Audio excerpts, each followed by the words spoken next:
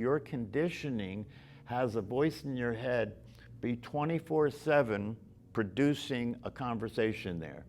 24/7 is producing a narrative there, right?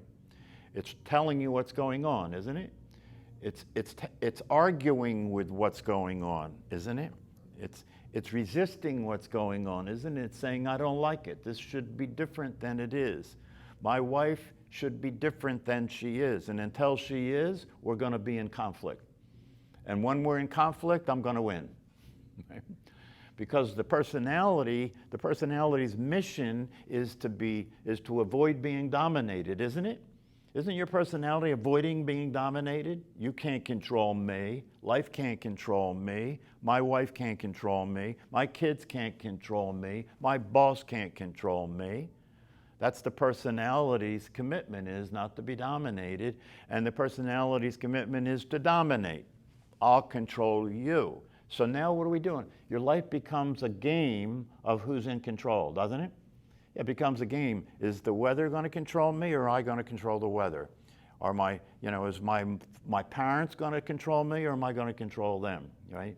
So your whole life is about this conflict. Your whole life is about resisting and trying to control and trying to get more of what you want, trying to get rid of what you don't want, avoiding things that threaten you, get the things that make you feel comfortable, right? It's a full-time job. Your life is a job, isn't it?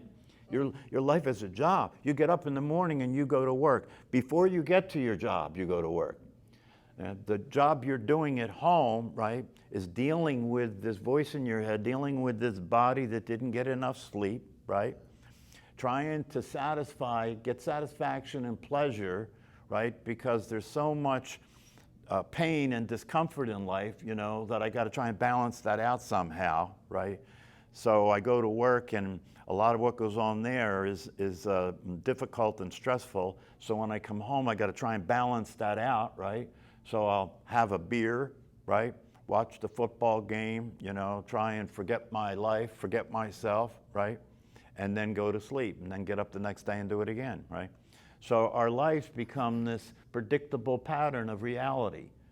You become a predictable reality because your mind is a conditioned reality that keeps seeing things the same way over and over again, keeps behaving the same way over and over again, right? It doesn't produce any happiness, satisfaction, well-being, or peace of mind, but maybe someday it will. Right? After all, we're all guaranteed the right to pursue happiness, right? So don't worry about it. You got your whole life to keep chasing this happiness that keeps escaping you. You got your whole life to do it, right?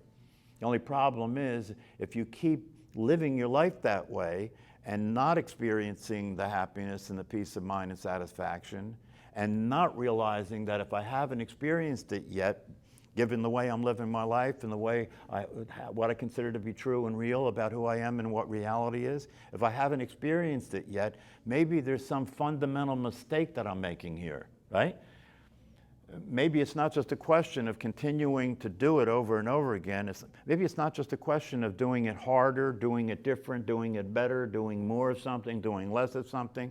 Those are all the options that we keep using to try and get this thing to work, right? Maybe it's not a question of that. Maybe it's a question of stopping and taking a look and seeing, maybe I have some fundamental understandings wrong. Maybe who I think I am is a mistake. Maybe I'm not who I thought I was. Maybe I'm not a physical body. Maybe I'm not a personality. Maybe I'm not the voice in my head. And maybe the world is not what I think it is. Maybe the world is different than what I think it is. And if this is true, that the world is different than I think it is, and who I am is not who I thought I was, then maybe I should check that out. And if I've made mistakes that are that fundamental, then I want to correct those mistakes and see if I correct those mistakes, does it then work? Does it then work? And what the teachings tell us and what the practice is all about is discovering that there is a way of being in the world that works.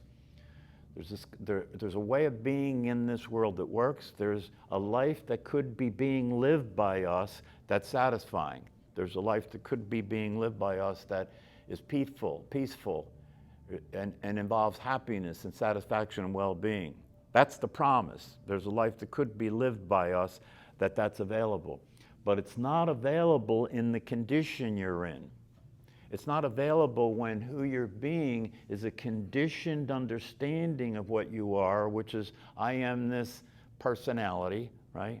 I am this body, I am this personality, I am this person that has this name, I have this history, I have this story, right? That's my life, right? And I'm trying to get that to work, right? But it's not working, right? Because the voice in my head keeps telling me that things should be different than they are, and when it does that, I'm upset. Which means I'm upset a lot of the time because it's telling me things should be different than they are a lot of the time. So I find myself upset, I find myself stressed out, I find myself feeling tense physically, I find myself irritable, right? I find myself irritable, I find myself impatient. Don't mess with me, right?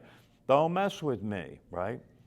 Because if you mess with me and you make me feel threatened, I will either run away from you or fight you. This is what the human life is for most of us, right? Well, the thing that you want to pay attention to is does it work? Does it work? Are you happy? Are you satisfied? Are you at peace? That's the litmus test. That's what you want to pay attention to. Right? It's easy, it's easy for the voice in your head to play cop and robber. So you have to be careful, right? Because the ego has identified itself as you for a long time. And it can produce just the thoughts that you will believe. So if you got two of you going on, right, you're in a psychological condition. If you've got two people going on. Eckhart Tolle was about to kill himself, right? Was about to take himself out, right? And just before he did it, he said to himself, wait a minute, I can't live with myself anymore. Wait a minute. There can't be two of me. Who's the me that can't live with me, and who's the me that I can't live with? It's not constructive criticism, right? The truth is not constructive criticism. The truth is not constructive criticism. The truth is the way it actually is. It's not a theory, it's not a belief, it's the way it actually is. And unless you live your life consistent with the way it actually is, you will be suffering because you'll be resisting the way it is. You'll be in conflict with the way it is. So here's what I want you to consider, right? That the essence of the issue of unworkability is a function of the fact that there is no self there. Your functioning is based on the belief that there is a me, that there is a self there.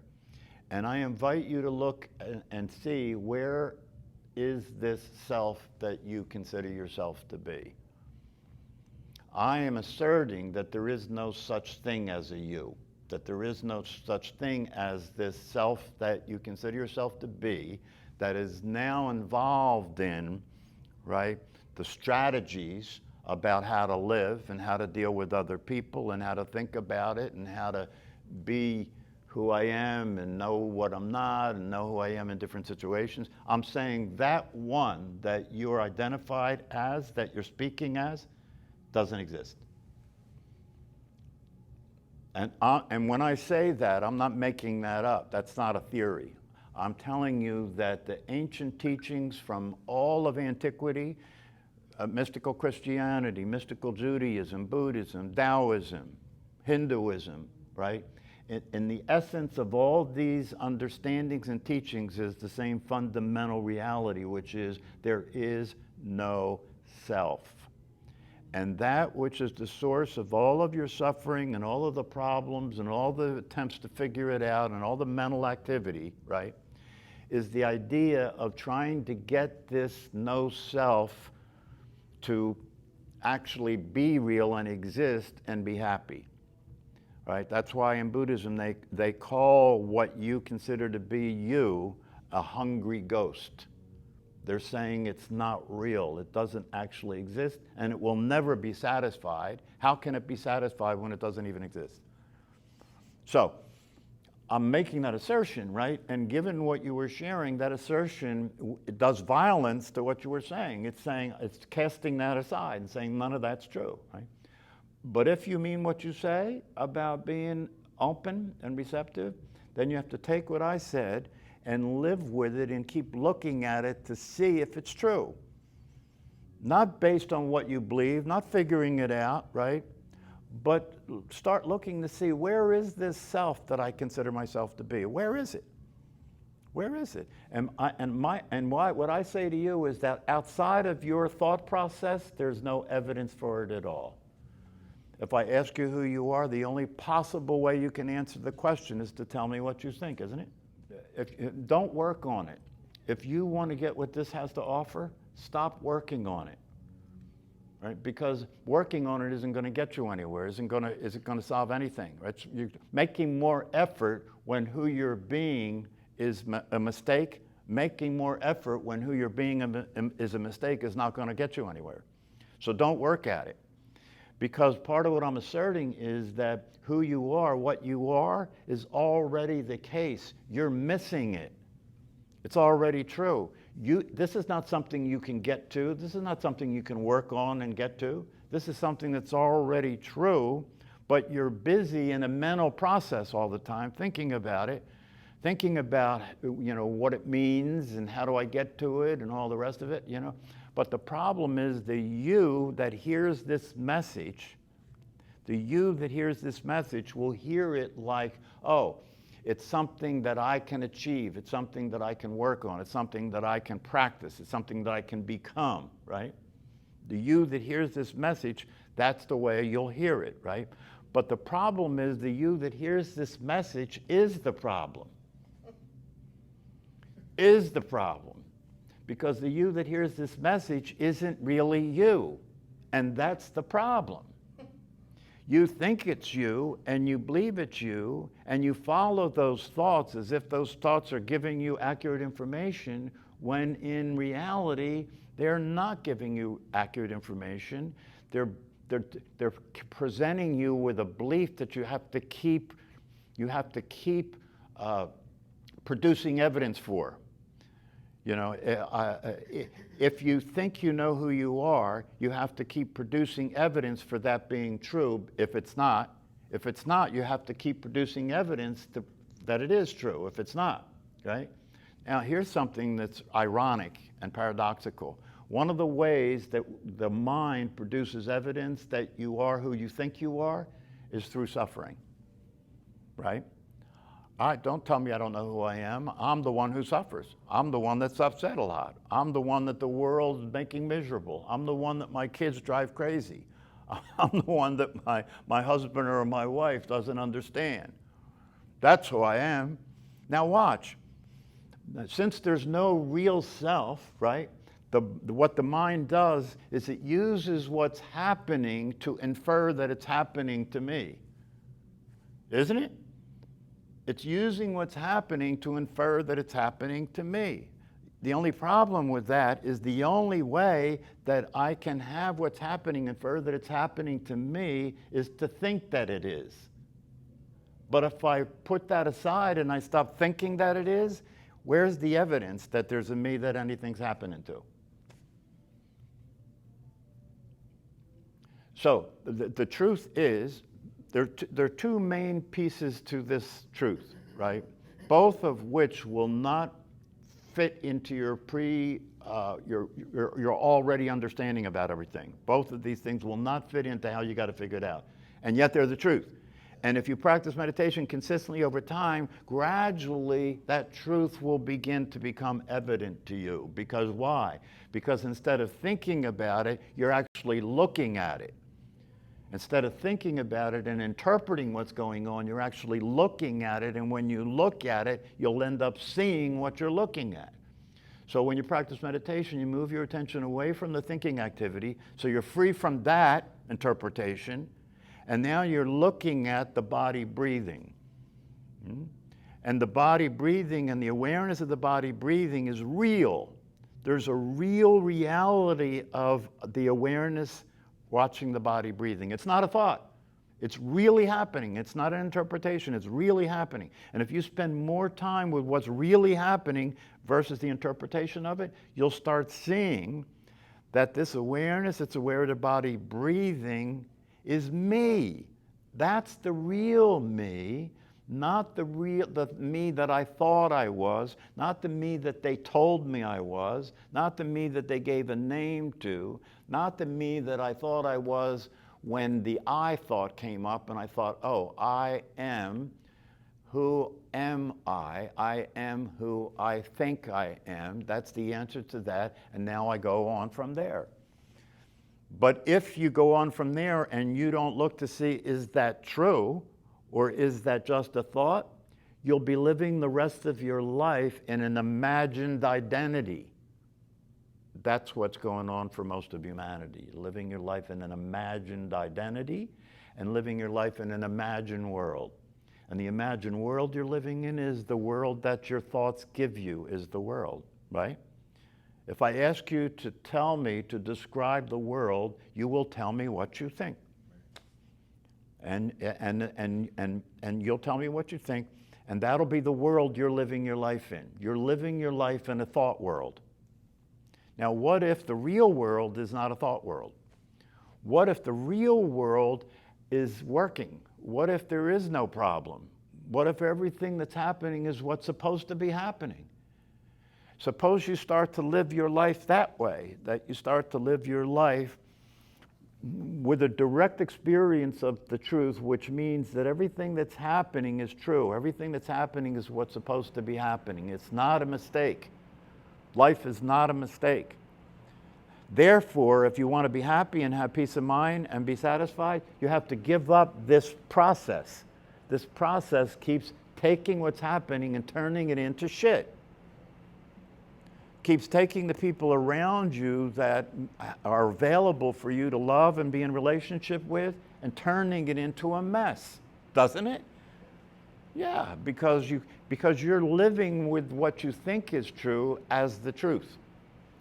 And the reality of it is what you think is true is not the truth. I'm a psychotherapist. I have people come to me all the time and tell me the world that they think is true, the relationships that they think are real, who they consider themselves to be through who they think they are, right?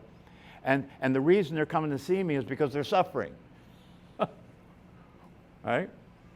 So the process that I work with people in psychotherapy is what used to be called, it's not popular anymore, transpersonal psychology, right?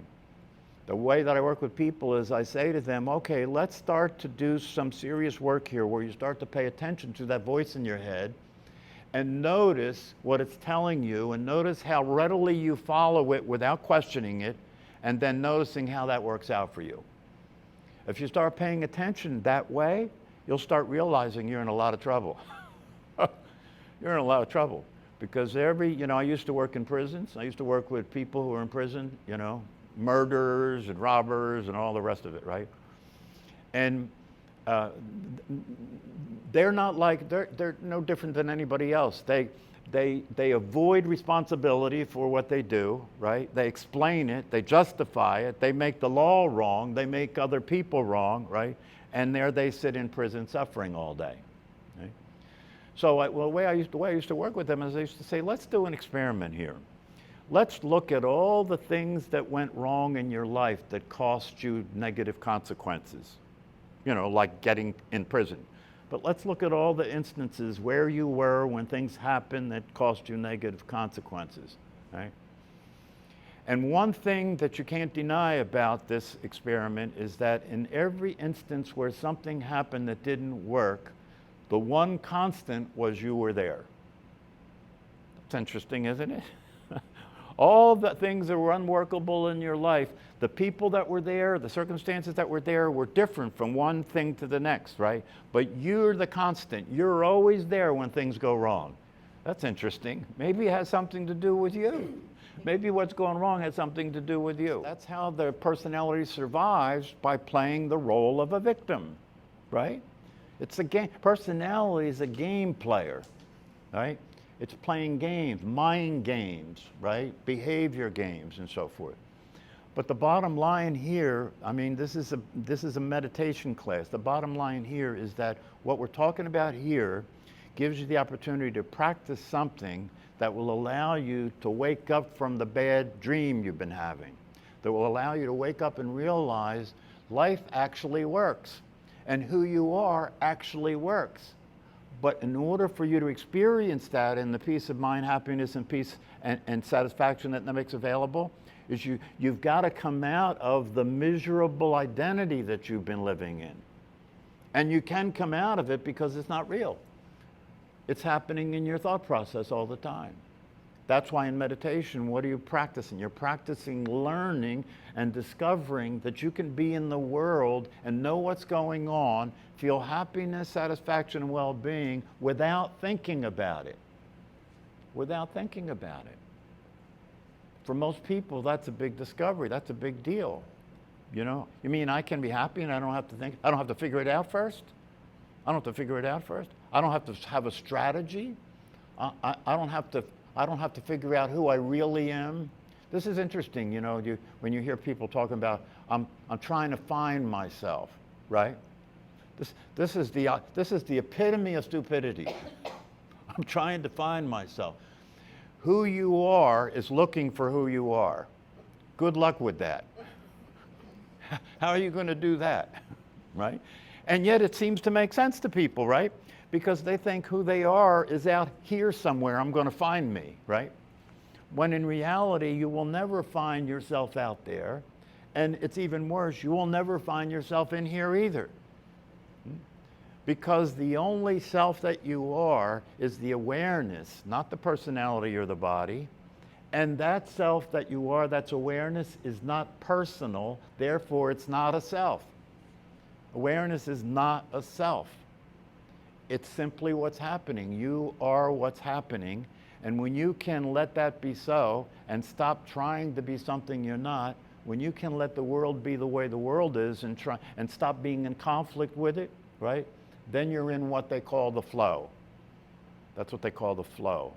You're flowing with life instead of fighting with life. You know, you're allowing everything to happen just the way it's happening. I mean, just consider it. If you could allow everything to happen the way it's happening and never resist it and never have a problem with it, you know, understand that it's working, this is all working, my good ideas about it are not true, this is all working, right? You'd be happy, satisfied, and peaceful. That's what's available. And it's not something that you can achieve, it's not something that's going to happen tomorrow, it can only happen now, and it is happening now all the time. And you can start to be you can have that experience, you can be that experience if you get out of your head. Get out of your head. And you have to give up all of the good ideas that you think you have to depend on to figure life out and to make sense of everything. You have to give that up. It's never going to work. And you don't need it. You don't need it. You don't need it. You know, you are already fulfilled and complete. When you were born, your whole life was complete. You were there. When you were born, you showed up and your whole life was complete, right?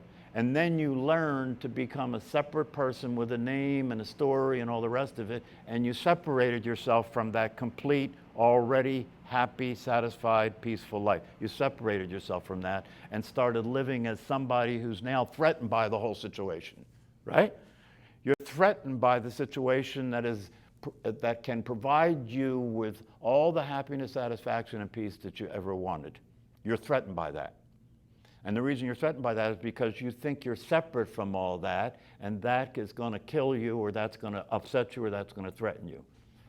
When in fact you're not separate from it at all, and who you think you are that feels threatened is nothing other than a belief that you have continued to reinforce because everybody's living the same dream.